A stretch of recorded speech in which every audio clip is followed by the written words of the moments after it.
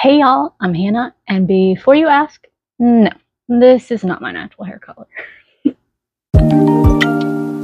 I'm here to tell y'all today that I am one of many people who lives with epidermolysis bullosa. Now, you may be thinking, no, you don't. I've seen people who live with EB, and it's much worse than yours. There are many different types of EB, and mine is one of them. I happen to live with junctional epidermolysis bullosa, meaning that my skin is affected between the top two layers of skin. So there's the epidermis and the dermis, and mine works between those two. Now, generally, your skin has hooks that hold it together to keep it from sliding apart when you bump up against something. But my skin is missing the protein that makes these hooks. So instead of sitting here like this and not coming apart, it sits like this and just slides apart. It causes blisters. The skin can even tear, and it's really painful to deal with. It actually caused me to lose all of my hair from a young age. This is actually a wig.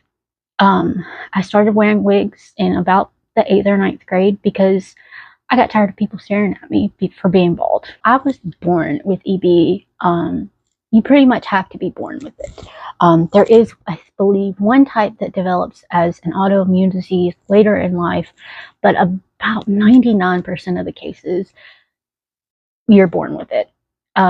There's simplex epidermolysis bullosa, there's junctional epidermolysis bullosa, and dystrophic. Now, dystrophic is generally the more severe, while simplex is the most mild, and junctional falls somewhere in between. However, junctional is also known to be the most fatal because there is a subtype, non-localized or Hurlitz, I believe, that causes death in infants between 6 months to 2 years of age. I do not have this type. I was born with localized or non-Hurlitz junctional epidermolysis bullosa. So I have lived my entire life with EB, with dealing with blisters and raw spots and popping my blisters and draining them and bandaging myself. It's been a wild ride with it. But I'm here to start this journey on educating more people about it. Now, another thing is that I also developed an autoimmune disease that causes blistering of the skin that looks a lot like epidermolysis bullosa. It is not.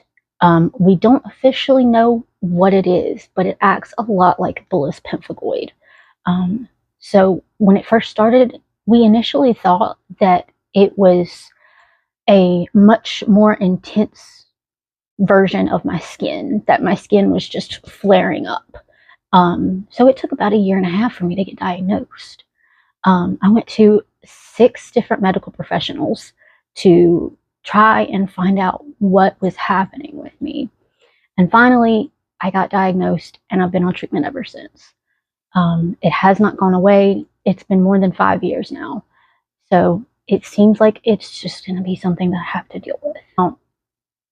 I can't tell you what it's like for other people to live with EB, but I can tell you what it's like for me. And this is just the start of a much longer journey with it. I've still got my entire life ahead of me. I'm only 26. So y'all get to come along on the ride with me to find out what happens next. Thanks for watching.